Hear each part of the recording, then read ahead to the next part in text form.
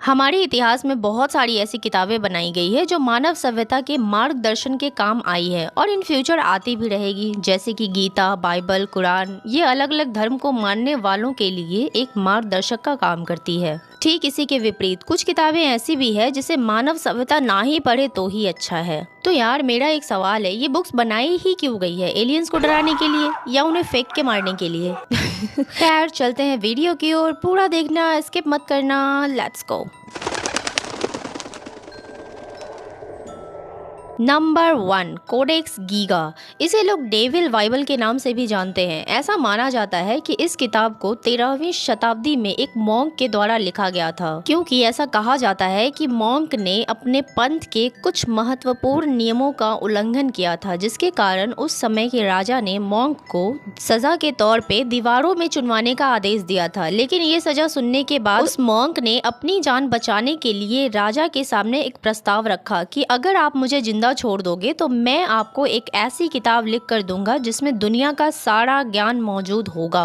तो उस राजा ने उसकी शर्त मान ली, लेकिन राजा भी होशियार निकला। उसने भी अपनी एक शर्त रखी और मॉन्क को कहा कि ये किताब एक रात में पूरी करनी होगी, तभी उसकी जान बच पाएगी। मॉन्क ने भी राजा की शर्त मान ली और उसके बाद राजा ने जरूरी का सारा सामान उस मॉन्क को मुहैया करवा दिया। लेकिन रातों रात एक ऐसी किताब लिखना जिसमें दुनिया का रहस्य हो, या नेक्स्ट टू इम्पॉसिबल था। ये सब सोचने के बाद उस मॉन्क ने अपने शक्तियों का प्रयोग करके लूसीफर का आवाहन किया और उसकी मदद मांगी इस अनोखी किताब को लिखने में। बट एज यू नो कि शैतान किसी भी काम के बदले आपकी पसंदीदा चीज आपसे ले लेता है, और यहाँ भी ऐसा ही हुआ। लूसीफर ने मॉन्क से उसकी आत्मा का सौदा किया और ऐसा कहा जाता है कि लूसीफर ने खुद इस किताब को एक रात में लिख करके कंप्लीट कर दिया था, और किताब पूरी होते ही वह मॉन्क की आत्मा अपने साथ ले गया। यह किताब 36 इंच लंबी, 20 इंच चौड़ी और 8.5 इंच मोटी है। स्टार्टिंग में इसमें 320 पेज थे, बट कुछ टाइम के बाद इसमें के 10 पन्ने गायब हो गए। उसमें ऐसा क्या था और किसने निकाला, अभी वो 10 पन्ना कहाँ है, यह किसी को नहीं पता। ऐसा भी कहा जाता है कि इस किताब के पन्ने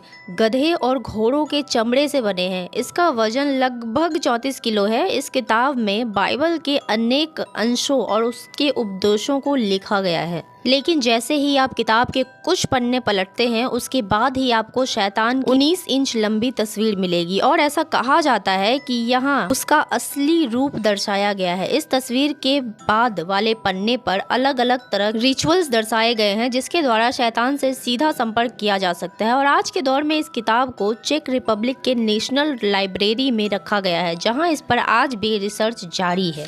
नंबर 2, बुक ऑफ सोएगा, जिसे बुक ऑफ डेथ के नाम से भी जाना जाता है। ऐसा कहा जाता है कि यह एक मिस्टीरियस बुक है जिसके इतिहास की जानकारी आज तक सही तरीके से किसी के पास नहीं है। इस किताब में जादुई क्रियाएं और आत्मा से जुड़े रहस्यों के बारे में बताया गया है। इस किताब की लैंग्वेज किसी को समझ में नहीं आई है, लेकिन सूत्रों के अनुसार सन 1552 में फेमस स्कॉलर जॉन डी के पास ये किताब पाई गई, जिसे उन्होंने डिकोड करने की पूरी कोशिश की थी।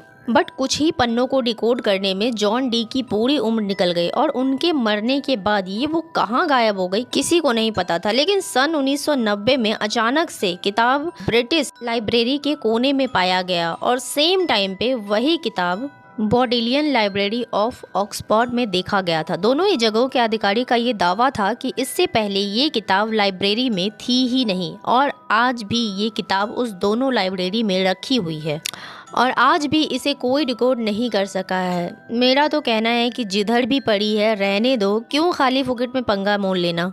हम स्टूडेंट की लाइफ में भी एक रहस्यमय किताब है मैथ्स, उसे ही डिकोड करते हैं। So that's end of the video. Comment करके बताओ कि वीडियो कैसी लगी, और यार प्लीज लाइक कर दिया करो। चलो आने होंगी, गैश्यो।